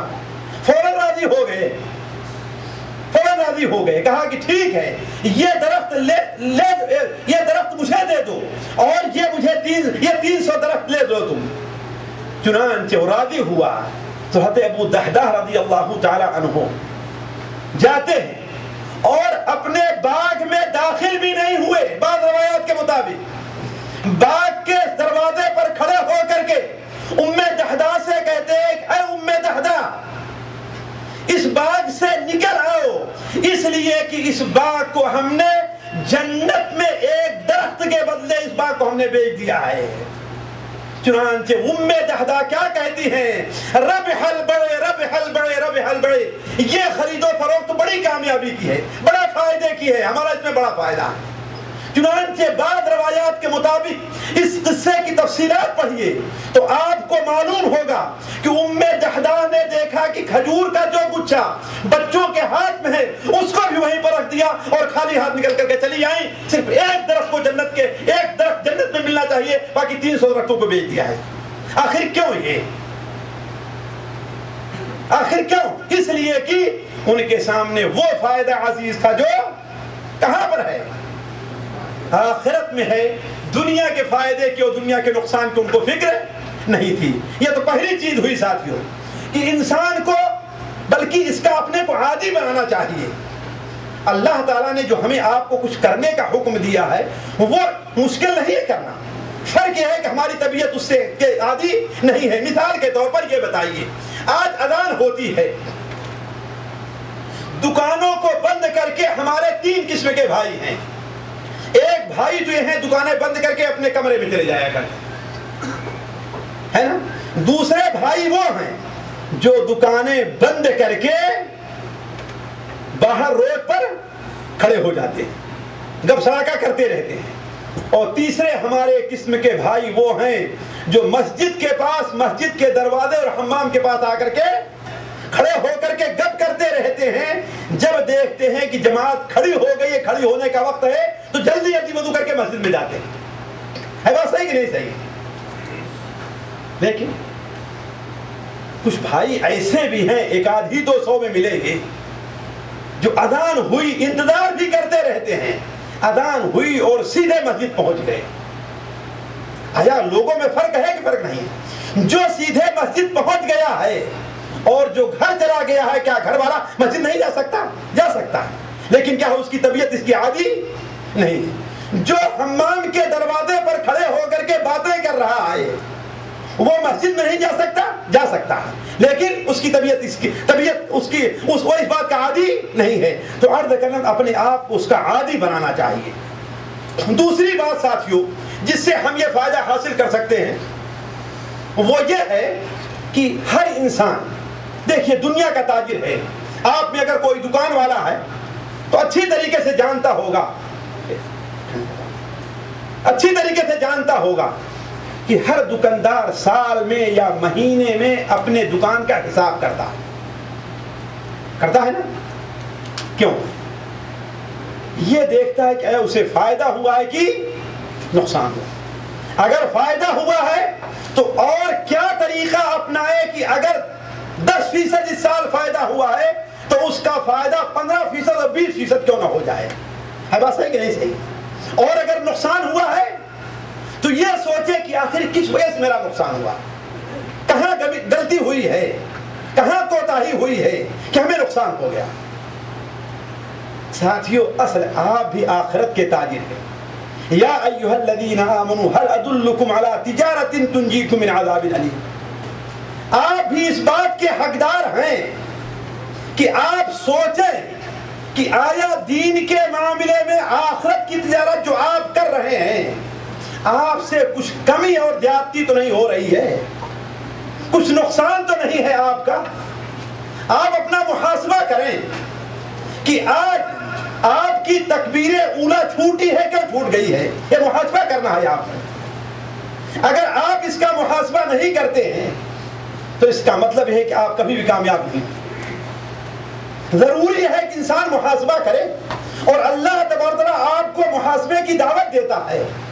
یا ایھا الذین آمنوا اتقوا اللہ ولتنظر نفس ما قدمت لغد۔ اے لوگوں جو ایمان لائے ہو، اللہ تعالیٰ سے ڈرو اور ہر شخص یہ دیکھے کہ کل کے لیے اس نے کیا بھیجا ہے۔ سوچیں آپ رات کو جب سونے جائیں تو سونے سے پہلے سوچ لیں کہ آج آپ نے قرآن مجید کی تلاوت کی ہے کہ نہیں کی ہے۔ آج آپ سے اگر سنت چھوٹ گئی ہے ظہر کی یا مغرب کی یا عشاء کی تو اس کی وجہ کیا ہے؟ آج فجر کی سنت آپ کو نہیں مل سکی تو اس کی وجہ کیا ہے؟ حضرت عبداللہ ابن عمر رضی اللہ تعالیٰ عنہ ایک مجلس میں بیٹھے ہوئے ہیں، صحیح مسلم شریف میں ہے اور بخاری شریف میں حدیث مختصر ہے۔ ایک مجلس میں بیٹھے ہوئے ہیں کہ حضرت شاید عمران رضی اللہ تعالیٰ عنہ نے کہا کہ ابو ہریرہ بیان کر رہے ہیں، اور یہ حدیث جان بوجھ کر کے میں آپ کے سامنے رکھ رہا ہوں اس لیے کہ یہاں رہ کر کے ہم لوگ اس بارے میں بڑے کوتاہ ہیں، بہت کوتاہ نظر آتے ہیں۔ حضرت ابو ہریرہ بیان کر رہے ہیں کہ جو شخص جنازے کی نماز پڑھتا ہے اللہ تعالیٰ اسے ایک قیراط کے برابر ثواب دیتا ہے، اور قیراط کتنا؟ احد پہاڑ کے برابر۔ ذرا دیکھیں احد پہاڑ کتنا ہے۔ جو آدمی جنازے کی نماز پڑھتا ہے، یہاں تو ہم کہتے ہیں کہ ہمارا کیا ہونا ہے، ہمارا اس سے کیا تعلق ہے، نہ ہمارا رشتہ دار ہے، نہ ہمارا ملنے والا ہے، نہ ہم سے جان پہچان ہے، آخر ہم اس کے جنازے کی نماز پڑھ کر کیا کریں گے؟ ہے بات صحیح کہ نہیں صحیح ہے؟ نہیں، مسلمان ہے کوئی بھی ہے، آپ اس کے جنازے کی نماز پڑھ کے تو آپ کو کتنا ثواب ملے گا ساتھیوں؟ ایک قیراط ملے گا، اور ایک قیراط کتنا ہوتا ہے؟ 1 کنٹل ہوگا، 2 کنٹل ہوگا، 3 کنٹل ہوگا، کتنا کنٹل ہوگا ساتھیوں؟ بولیے کتنا کنٹل ہوگا جی؟ یعنی کم سے کم ہم اور آپ اس کا وزن نہیں کر سکتے۔ اور جو آدمی جنازے کے ساتھ جاتا ہے اور دفن کر کے آتا ہے اسے 2 قیراط ملنے والے ہیں۔ اسے کتنا ملنے والا ہے؟ 2 قیراط ملنے والا ہے۔ حضرت عبداللہ ابن عمر نے کہا کہ ابو ہریرہ بھی عجیب و غریب باتیں بیان کرتے رہتے ہیں، ابو ہریرہ بھی عجیب و غریب باتیں بیان کرتے رہتے ہیں، ذرا حضرت عائشہ سے جا کر کے پوچھ کر کے آؤ تو یہ بات صحیح ہے؟ روایت کے اندر ہے کہ اس درمیان حضرت عبداللہ ابن عمر اس قدر پریشان تھے، اس قدر الجھن میں تھے۔ کس لیے الجھن میں تھے؟ اس لیے نہیں کہ اس بات کا انہیں علم نہیں تھا، اس لیے الجھن میں تھے کہ اس کے اوپر آج تک انہوں نے عمل نہیں کیا۔ یہ محاسبہ دیکھیے ساتھیوں، روایت میں ہے کہ کنکریوں کو لے کر کے اس پوری مدت میں اپنے ہاتھ کے در الٹ پھیر کرتے رہے اور سوچتے رہے۔ اتنے میں وہ شخص جو حضرت عائشہ رضی اللہ عنہ پاس گیا، رضی اللہ تعالی عنہ سے پوچھ کر کے آتا ہے تو انہوں نے کہا کہ صدق ابو ہریرہ، ابو ہریرہ سچ کہہ رہے ہیں، ہم نے بھی اللہ کے رسول صلی اللہ علیہ وسلم سے ایسے ہی سنا ہے۔ اور جب آ کر کے حضرت عبداللہ ابن عمر سے یہ بات بیان کی ہے ساتھیوں تو وہ کہتے ہیں اس کنکری کو اٹھا کر کے پھینک دیا اور کہنے لگے کہ لقد فرطنا فی قراریط کثیرا، کتنے قیراط ہیں جو ہم سے چھوٹ گئے، ہم ان کو نہیں حاصل کر سکے۔ تو عرض کرنے کا مقصد یہ ہے ساتھیوں کہ دوسری چیز یہ ہے کہ ایک مسلمان ہونے کے ناطے ہمیں اور آپ کو اپنا محاسبہ کرنا چاہیے۔ تیسری چیز ساتھیوں ذرا غور کریں گے، جو آدمی آخرت کے فائدے کے بارے میں سوچ رہا ہے اسے اپنے طور پر ایک عزت محسوس کرنی چاہیے، اپنے آپ کو کسی سے کمتر نہیں سمجھنا چاہیے۔ مالدار سے مالدار آدمی ہو، بڑے سے بڑے منصب والا ہو، بڑے سے بڑا تاجر ہو، لیکن اس کے سامنے اپنے کو احساس کمتری کا شکار نہیں ہونا چاہیے۔ یہ ہماری بہت بڑی کمزوری ہے ساتھیوں، کہ ہم احساس کمتری کے شکار ہوتے ہیں۔ کسی مالدار کے سامنے، کسی بڑے منصب والے کے سامنے، کسی امیر کے سامنے، کسی وزیر کے سامنے، اگرچہ وہ شخص بدعتی ہی کیوں نہ ہو، بے نمازی ہی کیوں نہیں ہے، قبوری ہی کیوں نہیں، مشرک ہی کیوں نہیں ہے، پھر بھی ہم اس کے سامنے اپنے آپ کو کمتر، یہ بات بالکل غلط ہے۔ ہونا چاہیے کہ آپ احساس کمتری کے شکار نہ ہوں، بلکہ آپ یہ کہیں کہ اس کے پاس مسکین ہے، واللہ وہ مسکین ہے، سب سے بڑا فقیر وہ ہے کہ دنیا میں اس کے پاس تو اتنا زیادہ ہے، لیکن آخرت کے لیے آج تک اس نے کچھ بھی نہیں۔ قارون کا قصہ پڑھیں آپ، ذرا سوچیں آپ، کس قدر مال تھا اس کے پاس۔ آج کے ہمارے خیال سے مالدار آدمی کے بعد بھی اتنا کچھ موجود نہیں ہوگا۔ وَإِنَّ مَفَاتِحَهُ لَتَنُوءُ أُولِي الْقُوَّةِ مِنَ الْعَصْبَةِ، اس کے پاس اتنا مال تھا کہ طاقتور پہلوانوں کی جماعت بھی اس کو مشکل سے اٹھایا کرتی تھی خزانے کی کنجیوں کو۔ ذرا سوچیں آپ کتنا مال رہا ہوگا اس کے پاس۔ لکڑی ہی کی کنجیاں سمجھ لیجیے آپ، پہلوانوں کی ایک جماعت بھی مشکل سے خزانے کی کنجیوں کو اٹھا پائے۔ قارون کے پاس کتنا مال رہا ہوگا، ذرا سوچیں۔ ہم ان لوگوں جیسے قطعاً نہیں بننا چاہیے جن سے متعلق اللہ تعالیٰ فرماتا ہے فخرج ذی زینتہ، اپنی زیب و زینت کے ساتھ، اپنے فوج کے ساتھ، اپنے حواریوں کے ساتھ، اپنے ساتھیوں کے ساتھ اچھا لباس پہن کر کے جب قوم کے سامنے جاتا ہے تو جن کی نظر دنیا کے فائدے پر تھی، انہوں نے کیا کہا؟ یا لیتنا مثل ما اوتی قارون، اے کاش کہ مجھے بھی وہی مل جاتا جو قارون کے پاس، جو ہماری اور آپ کی نظر ہے کہ ایک آدمی بہترین سے گاڑی لے کر کے گزرے تو ہم سوچتے ہیں کاش کہ ہمیں بھی ایسی گاڑی مل جاتی۔ ہمارے بغل میں ہے، اس کی دکان بہت اچھی چلتی ہے، ہم چاہتے ہیں کاش کہ ہماری دکان بھی ایسی چلنے لگے، اگرچہ وہ آدمی بے نمازی اور جھوٹا اور دھوکے باز ہو، ہمیں اس کی پرواہ نہیں رہتی۔ یہی سوچا تھا قارون کے کو دیکھ کر کے وہ لوگ جنہیں اللہ تعالیٰ نے علم سے نوازا نہیں تھا، لیکن اس کے برخلاف جنہیں آخرت کا علم تھا، جو آخرت کا فائدہ چاہتے تھے، جو حقیقی فائدہ چاہتے تھے، اور جن کے سامنے حقیقی نقصان پر جن کی نظر تھی، انہوں نے کیا کہا؟ وَيْلَكُمْ ثَوَابُ اللَّهِ خَيْرٌ لِمَنْ آمَنَ۔ بڑے بیوقوف ہو تم لوگ، پاگل کہیں کے، اس دنیا کی کیا حقیقت ہے؟ یہ سارا مال بھی آخرت کے مقابلے میں تمہارے ناخون میں جتنی مٹی ہے، ناخون میں کتنی مٹی ہوگی ساتھیوں؟ 1 کلو ہوگی جی، 1 تولہ ہوگی، کتنی ہوگی؟ ہمارے خیال سے آج کے پیمانے پر شاید اس کو آسانی سے تولا بھی نہ جا سکے۔ اتنے ناخون کی جو میل ہے، جنت کا اتنا حصہ بھی قارون کے 10 برا خزانے سے بہتر ہے۔ اسی نے کہا وَيْلَكُمْ ثَوَابُ اللَّهِ خَيْرٌ لِمَنْ آمَنَ، برا ہو تمہارا، تم کیا کہہ رہے ہو؟ اللہ تعالیٰ جو ثواب دے گا وہی کامیابی کی چیز ہے۔ چنانچہ ہوا کیا؟ ابھی دونوں گروپ میں یہ باتیں ہو رہی ہے کہ قارون تھوڑی دور آگے جاتا ہے کہ اپنے پورے ساتھیوں کے ساتھ، پورے مال کے ساتھ زمین میں دھس جا رہا ہے۔ تو وہ لوگ کیا کہے جن کی نظر تھی؟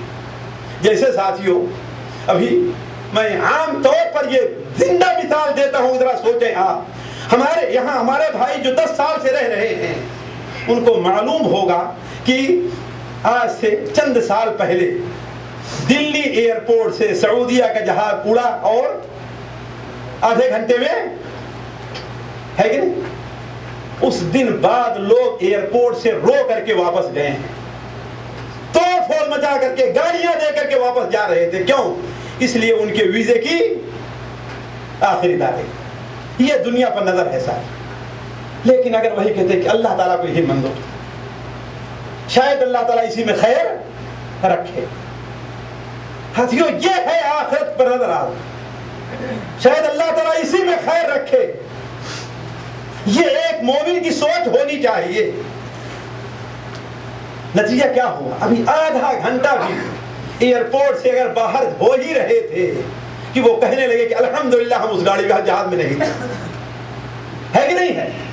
الحمدللہ ہم اس جہاز میں نہیں تھے. تو عرض کرنے کا مقصد ابھی جو فرعون کو وہ لوگ دیکھ رہے تھے وہ کیا کہنے لگے؟ یہ اچھا ہوا، صحیح کہہ رہے تھے یہ لوگ کہ دنیا کیسے وہ دن تمہاری نظر نہیں ان کے. تو عرض کرنے کا مقصد یہ ہے انسان ساتھیوں کہ انسان ایک مومن جسے اللہ نے یہ دولت دی ہے اسے احساس کمتری کا شکار نہیں ہونا چاہیے کسی مالدار اچھے منصب والے کے سامنے. واللہ ایک ہمارے ساتھی بلکہ رشتے دار ہیں، یہاں اچھی نوکری میں تھے، اچھے کمایا کرتے تھے، یہاں سے گئے انڈیا. ان کو جانتے ہیں؟ ایک کمپنی میں لگے ہیں تو ساتھیوں سال میں 24 سے 25 لاکھ روپے مل رہے ہیں. کتنا؟ 24 یا معمولی ہے ساتھیوں جی. ہم اور آپ شاید سال بھر کمائیں تو نہیں جمع کر سکتے. لیکن ساتھیوں ہم نے ان سے پوچھا کہ یہ بتائیے نماز پڑھنے کا موقع ملتا ہے کہ نہیں ملتا؟ اس طریقے سے یہاں مل جایا کرتا تھا. کہ نماز تو چھوڑتا نہیں، البتہ کبھی میٹنگ رہتی ہے تو نماز. ہم نے کہا کہ سبحان اللہ، اس پیسے کا کیا فائدہ ہے بھائی جان، کیا فائدہ ہے اس کا جس کے لیے آپ نماز کو چھوڑ دے رہے ہیں آپ. تو عرض کرنے کا مقصد ہے کہ انسان مالدار سے مالدار آدمی کو دیکھے ساتھیوں، وہ کبھی احساس کمتری کا شکار نہیں ہونا چاہیے، بشرطے کہ اس کی نظر آخرت کے فائدے پر ہے. میں عام طور پر یہاں لوگوں کی زبان سے سنا اور پڑھا کتابوں میں کہ ابراہیم بن محمد علی بادشاہ جو مصر کے ظالم بادشاہوں میں سے ہے، جس نے درعیہ میں آ کر کے درعیہ کی اینٹ سے اینٹ بجا دی تھی، اور کتاب التوحید کو شرح کیا ہے نہیں اس سے پہلے والی تیسیر العزیز الحمید کے مؤلف کو توپ کے سامنے رکھ کر کے زندہ اڑا دیا تھا. اس نے سعودیہ کے اوپر حملہ اسی لیے کیا تھا کہ یہاں سے جن کو بدنام کیا گیا تھا وہابی حکومت کو ختم کیا جائے. اب آپ مانیں گے واللہ یہاں تک کہ درعیہ کے اندر دیواروں کو بھی نہیں اس نے چھوڑا تھا، اور باقی اس خاندان کے جتنے لوگ تھے سارے لوگوں کو مصر لے کر کے چلا گیا تھا. فتح المجید کے مؤلف اسی میں تھے، وہاں لے کر چلا گیا تھا. اتنا بڑا ظالم اور جابر تھا. اس نے سوریہ کے اوپر بھی حملہ کیا، دمشق کے اوپر بھی قبضہ کر لیا. اسے معلوم ہوا کہ دمشق کے جامع مسجد میں ایک مولوی صاحب بیٹھتے ہیں، ان کو ڈرانے کے لیے پہنچا. وہاں سعید الحلبی کے نام سے مشہور تھے. ان کے پیر میں کچھ تکلیف تھی کہ پیر کو سمیٹ کر کے نہیں بیٹھا کرتے تھے، پیر کو پھیلائے رکھتے تھے. لوگوں نے کہا کہ ارے ابراہیم بادشاہ آ رہا ہے. کہا کہ آنے میں درس میں مشغول رہے اور پیر جیسے پھیلائے ہوئے تھے ویسے پھیلائے رہے، یہاں تک کہ یہ کیفیت دیکھ کر کے کہ نہ وہ اٹھتا ہے نہ ان کے اس کا کوئی شاگرد اٹھتا ہے. ابراہیم بادشاہ غصے سے باہر گیا، یہ سوچ کر کے اسے قتل کر دینا ہے.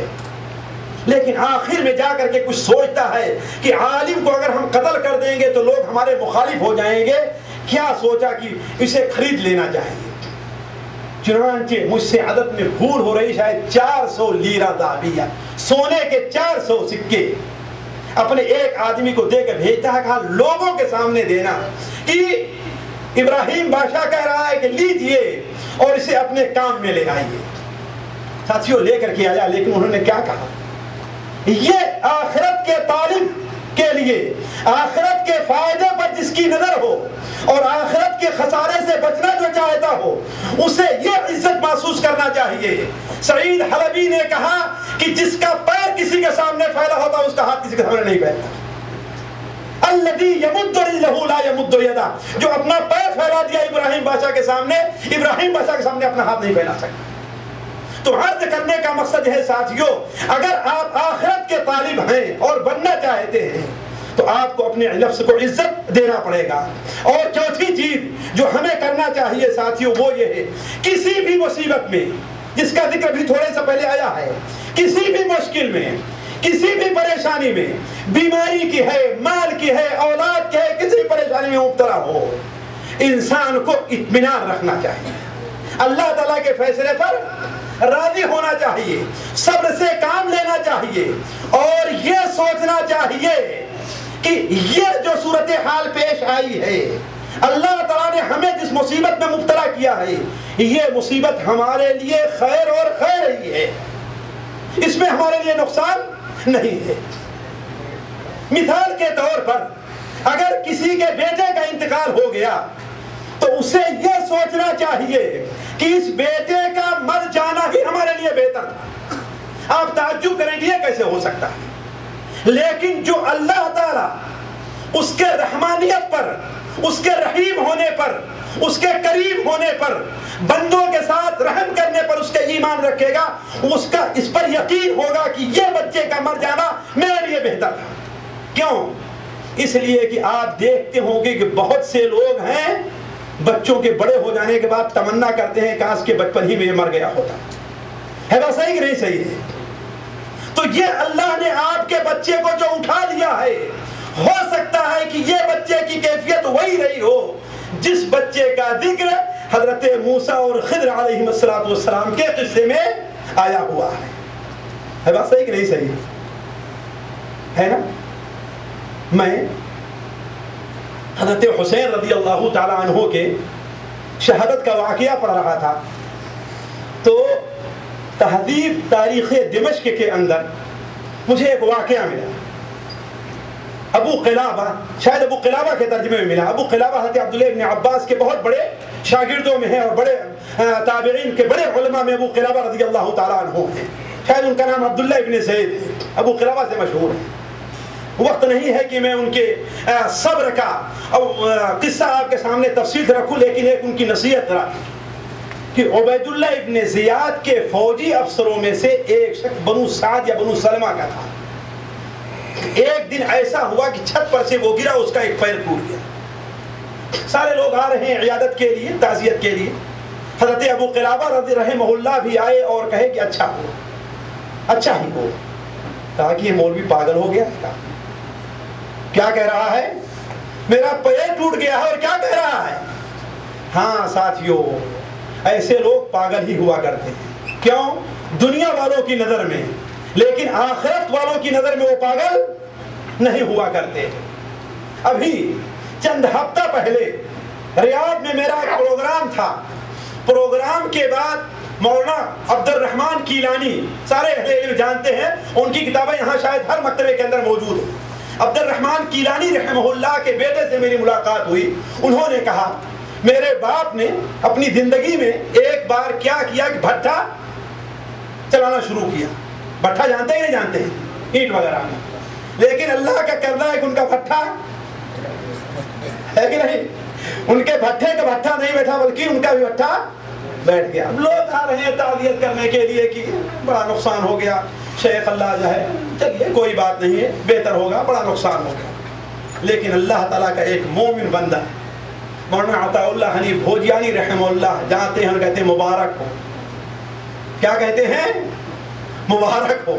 کہا کہ مولانا عجیب بات ہے، سارے لوگ ہمیں ساتھ افسوس کر رہے ہیں اور آپ کیا کہہ رہے ہیں؟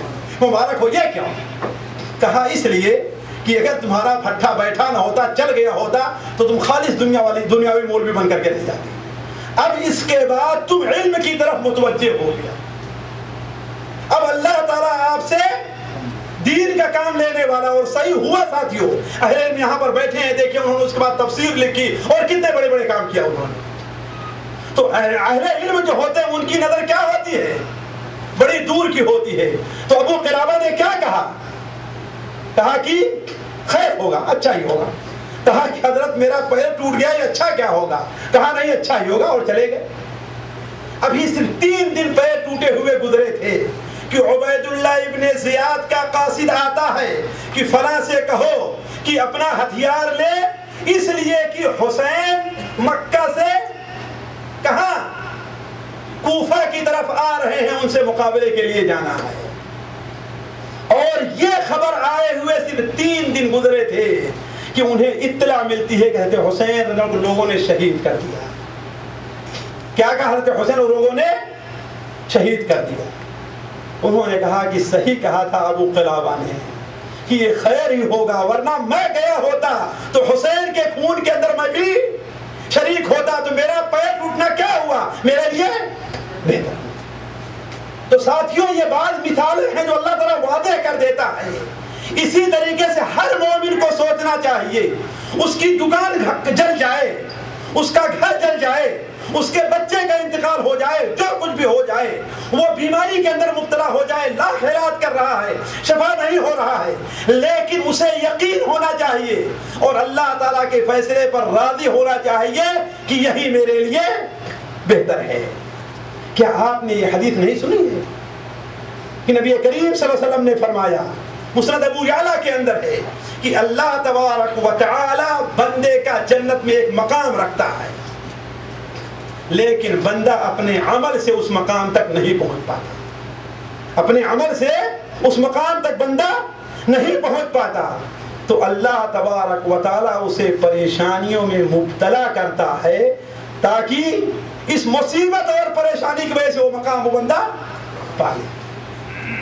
تو ساتھیوں، عرض کرنے کا مقصد یہ ہے کہ یہ ہو، اور اس سلسلے کی آخری چیز، اس کے بعد چوتھے نقطے پر میں آتا ہوں، آخری چیز کہ انسان واللہ دنیا کے اندر سب سے بڑا خوش نصیب انسان، سب سے بڑا مطمئن انسان اور سب سے بڑے اطمینان سے رہنے والا انسان وہی ہے جس کی نظر آخرت کے فائدے پر ہوتی ہے اور جو آخرت کے گھاٹے سے بچنا چاہتا ہے دنیا کے فائدے پر نظر نہیں رکھتا۔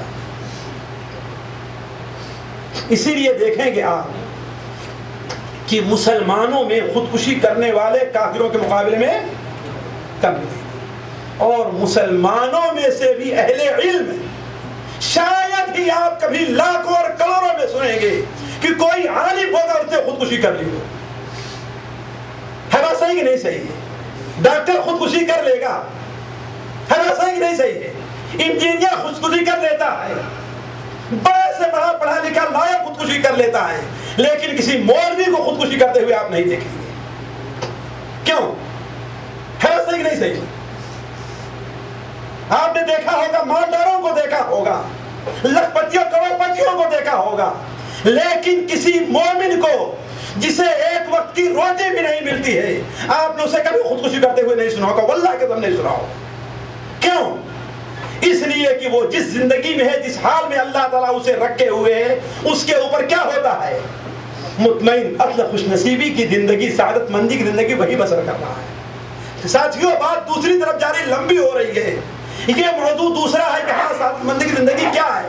میں آپ سے بتاؤں جو جس کا میں شاہد ہوں کہ ایک آدمی قصیم کا رہنے والا جس کی تنخواہ آج سے 20 سال پہلے 78,000 ریال تھی، کتنی تھی؟ 78,000 ریال تھی، اور ٹیلی ویژن سے متعلق ایک کورس ہوتا ہے، وہ کورس کرنے والے دنیا میں 4 تھے، اس میں ایک وہ بھی تھا۔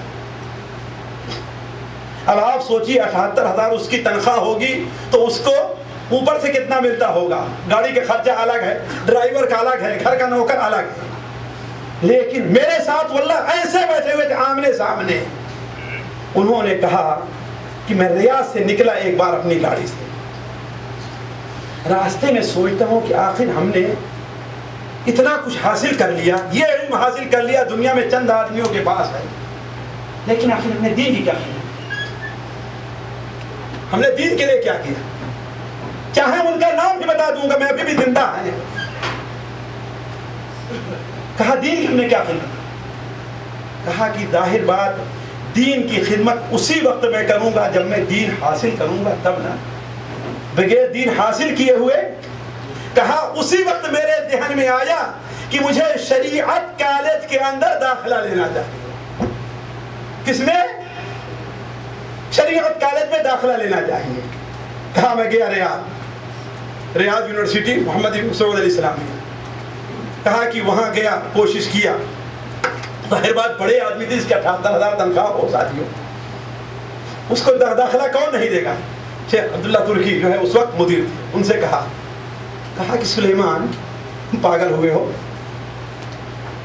اس آرام دہ کرسی پر تم بیٹھ رہے ہو، ابھی یہاں بچوں کے سامنے اس لکڑی والی کرسی پر بیٹھو گے، تم سے نہیں بیٹھا جائے گا۔ ایسا کرو کہ تم پرائیویٹ داخلہ لے لو اور پرائیویٹ امتحان دو۔ انہوں نے کہا کہ میں ریگولر پڑھ کر کے شریعت کالج کی ڈگری حاصل کروں گا۔ چنانچہ وہ بیان کرتے ہیں میری ضد پر انہوں نے مجھے وہ مقام، وہ جگہ دے دی، مجھے داخلہ دے دیا۔ انہوں نے قسم کھا کر کے بیان کیا کہ واللہ جس دن میں اس لکڑی کی کرسی پر بیٹھا ہوں اور میرے سامنے لکڑی کی میز تھی، میں سمجھا کہ ساری دنیا میرے جیب میں آ گئی۔ واللہ ان کا بیان ہے۔ کیوں؟ اس لیے کہ اب ان کی نظر کس طرف ہو گئی؟ اس 78,000 پر نہیں ہوئی، آخرت کے اوپر ہو گئی۔ اس دنیا کے فائدے کو نہیں دیکھا انہوں نے، کس فائدے کو دیکھا ہے؟ آخرت کے فائدے کو دیکھا ہے۔ ساتھیوں ورقہ مل گیا ہے، میں صرف گناتے چلتا ہوں کہ ہاں ہمارے جو آخرت کے فائدے کے حصول اور آخرت کے نقصان سے بچنے کے اندر کیا چیزیں حائل ہوتی ہیں، صرف ان کا نام میں گناتے چل رہا ہوں۔ دیکھیے، پہلی چیز یہ ہے کہ انسان ایک مسلمان ہونے کے ناطے انسان کو دنیا کی زیب و زینت، دنیا کی مال و دولت سے دھوکہ نہیں کھانا چاہیے، اس کے پیچھے نہیں پڑنا چاہیے۔ اس کے لیے انسان کوشش کرے وَلَا تَنْسَ نَصِيبَكَ مِنَ الدُّنْيَا، دنیا کا حصہ نہیں بھولنا چاہیے، لیکن اپنی ساری کوشش، اپنی ساری محنت، اپنی ساری تگودو کس کے لیے ہو جائے؟ دنیا کے لیے ہو جائے۔ دنیا ہمیں وظیفہ ملنا چاہیے، چاہے ہمارا دین باقی رہے یا باقی نہ رہے۔ ہماری دکان چلنی چاہیے، چاہے ہمیں نماز پڑھنے کا موقع ملے یا موقع نہ ملے۔ ہمیں نوکری ملنی چاہیے، چاہے ہمیں جماعت میں حاضر ہونے کا موقع ملے یا نہ ملے۔ یہ نظر نہیں ہونی چاہیے، بلکہ ایسی لاکھ نوکریوں کو انسان ٹھکرا دے جو نوکری اس سے جماعت سے نماز پڑھنے کے اندر حائل ہو جا رہی ہے۔ اور اگر انسان نے سوچ لیا تو اللہ تبارک و تعالیٰ اس کے لیے راستہ پیدا کر دے گا۔ تو عرض کرنے کا مقصد یہ ہے کہ انسان کی نظر یہ سوچنا چاہیے کہ اللہ نے دنیا کی زینت کو کیا قرار دیا ہے؟ عارضی قرار دیا ہے۔ یا ایھا الناس ان وعد اللہ حق فلا تغرنکم الحیاۃ الدنیا ولا یغرنکم باللہ الغرور۔ اے لوگو سوچو، اللہ تعالیٰ کا وعدہ حق ہے، تمہیں دنیا کی زندگی دھوکے میں نہ ڈالے۔ دنیا دھوکے کی ٹٹی ہے، 4 دن کی چیز ہے۔ دنیا کو اللہ نے ہماری آزمائش کے لیے شہوات سے گھیر دیا ہے، اور یاد رکھنا چاہیے کہ ان اللہ یبغض کل جعذری جواد سخاب بالاسواق جاہل بعمر الاخرہ ماہر بعمر الدنیا جیفت باللیل وحمار بالنہار۔ صحیح ابن حبان کے اندر اللہ کے رسول صلی اللہ علیہ وسلم کا فرمان ہے۔ علامہ احمد شاکر رحمہ اللہ اس حدیث کو صحیح قرار دیتے ہیں کہ ان اللہ یبغض کل جعذری جواد، اللہ تعالیٰ ناپسند کرتا ہے، نفرت کرتا ہے اس شخص سے جو متکبر ہو، پیٹو ہے، سخاب بالاسواق، بازار میں شور شرابہ کر رہا ہے، جاہل بعمر الاخرہ ماہر بعمر الدنیا، دنیا کے معاملے میں بڑی معلومات رکھتا ہے، بہترین ڈاکٹر ہے، بہترین اسکالر ہے، بہترین میکینک ہے، لیکن کیا ہے؟ جاہل بعمر الاخرہ، نماز پڑھنے کا طریقہ بھی اسے نہیں آتا ہے، نماز پڑھنا اسے معلوم نہیں ہے، صحیح وضو کرنا نہیں جانتا، اسلام کے ارکان کتنے ہیں اسے نہیں معلوم ہے۔ ذرا غور کریں کتنے لوگ ہیں مسلمانوں میں، اگر پوچھا جائے اسلام کے کیا ارکان ہیں تو مشکل سے گنا پائیں گے وہ لوگ۔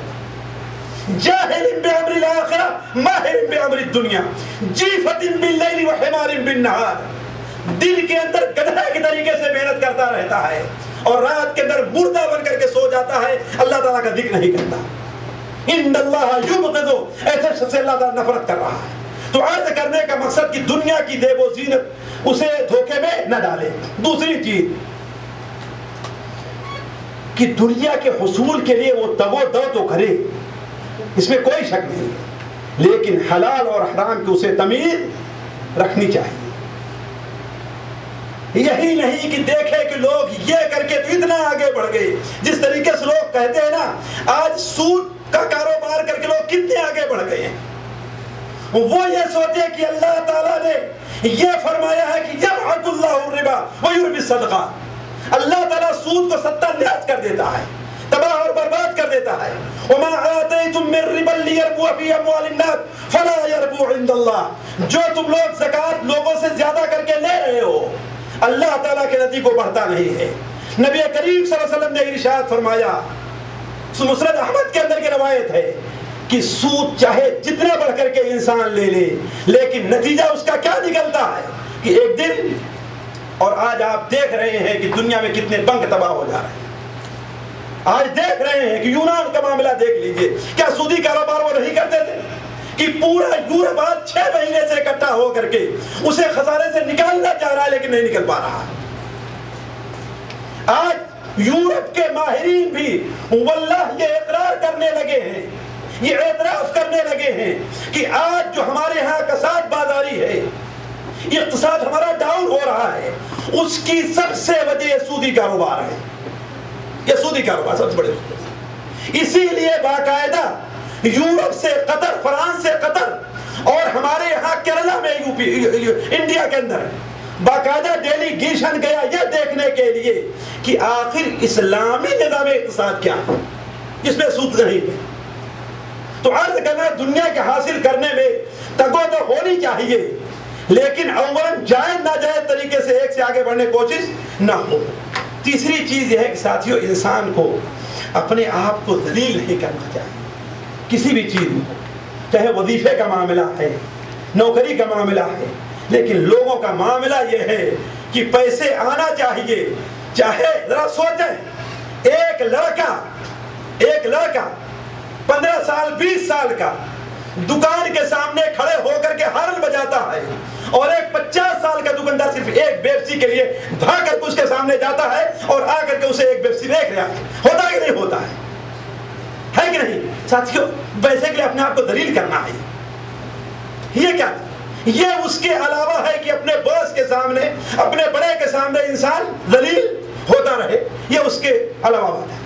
اسی طریقے سے ہے ساتھیوں کہ دنیاوی رنج، دنیاوی فائدے کے اندر اگر گھاٹا ہو جا رہا ہے، دنیاوی نقصان ہو جا رہا ہے، تو اس کے اوپر انسان کو جزع فضا نہیں کرنا چاہیے، پریشان زیادہ نہیں ہونا چاہیے۔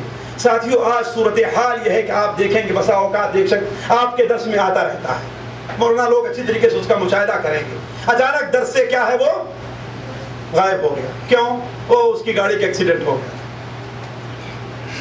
ہے کہ نہیں، اس کے تجارت میں تھوڑا سا، کیوں؟ مولوی صاحب ہمارا اتنا نقصان ہو گیا، آپ کو صرف نماز کی پڑھی ہوئی ہے، آپ کو درس کی پڑھی ہے، بات ہے کہ نہیں صحیح ہے؟ یہ سوچ غلط ہے ساتھیوں۔ اس سوچ کا مطلب یہ ہے کہ آپ کی نظر کس کے اوپر ہے؟ دنیاوی فائدے کے اوپر ہے، اخروی فائدے کے اوپر نہیں ہے۔ اللہ کے بندے اگر تیری دنیا گئی ہے، دنیا کا نقصان ہوا ہے، تو آخرت تو نہ جانے دے۔